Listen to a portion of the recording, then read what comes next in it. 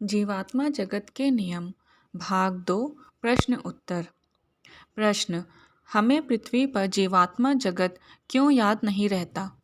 उत्तर, यदि एक क्षण के लिए भी मनुष्य उस अलौकिकता का अनुभव कर ले तो जीवात्माओं को प्राप्त होता है, तो आप अपने भौतिक शरीर में नहीं रह पाएंगे। यदि आपको जीवात्मा जगत में अपने अस्तित्व की हर बात याद हो तो आप पृथ्वी पर क्षण भर के लिए भी जीना पसंद नहीं करेंगे। इसी वजह से जीवात्मा जगत के बारे में आप में कोई सचेतन स्मृति नहीं होती। यह आपकी परीक्षा भी है कि आप बिना किसी प्रत्यक्ष सबूत के ईश्वर और मृत्यु बाद के जीवन में विश्वास करते हैं या नहीं। जीवात्मा जगत सत्य का क्षेत्र है, पृथ्वी प्रशिक्षण का क्षेत्र है। अगला प्रश्न, यदि जीवात्मा जगत ही हमारा वास्तविक घर है तो हम मरने के बाद इसे पहचान क्यों नहीं पाते? उत्तर, मृत्यु के बाद शरीर मर जाता है। हालांकि पृथ्वी पर मनुष्य द्वारा प्राप्त किया गया ज्ञान, स्मृति और अनुभव नहीं मरते। आपकी आत्मा इनका त्याग नहीं करती और आपके गुण अथवा आत्मिक लक्षण भी आपके साथ रहते हैं।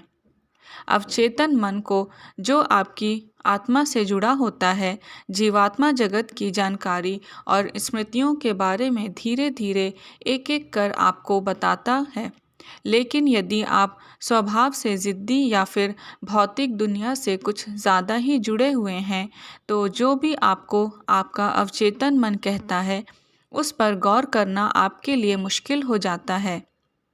ज्यों-ज्यों आप आध्यात्मिक रूप से प्रगति करते हैं, आपका अवचेतन मन जागृत होता जाता है और आप जीवात्मा जगत को अपने असली घर के रूप में आसानी से स्वीकार कर लेते हैं।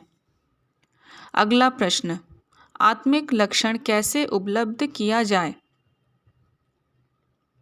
उत्तर, आत्मिक लक्षण वे गुण होते हैं जो आप कई जन्म लेने के बाद उपलब्ध करते हैं। यह इस बात पर निर्भर करता है कि आपने अपनी जीवात्मा को किस तरह का प्रशिक्षण दिया है।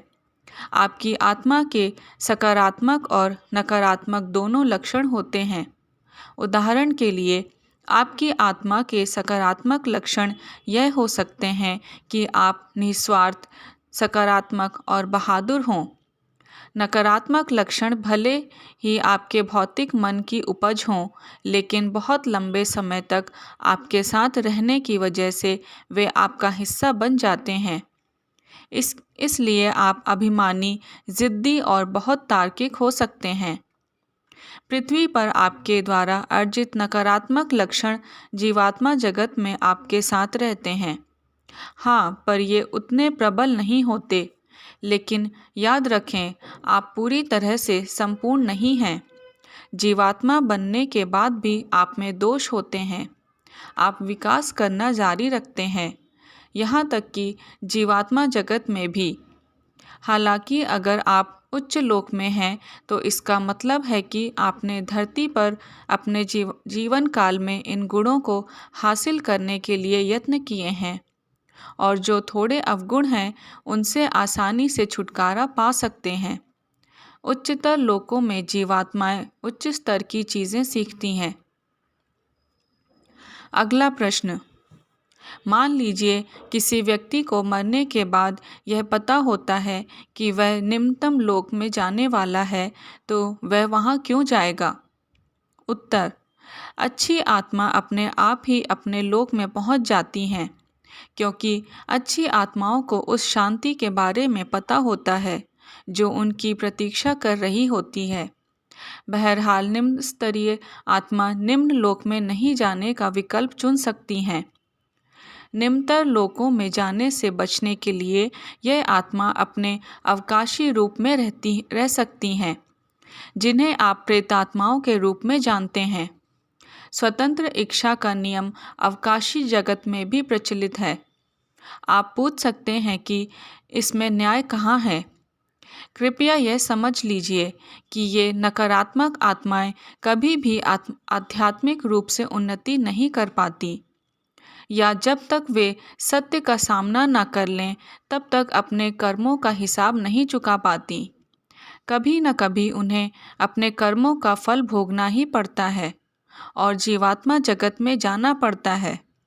साथ ही जितना अधिक समय वे अपने अवकाशी रूप में गुजारती हैं, उनके नकारात्मक कर्म उतने ही अधिक बढ़ते जाते हैं।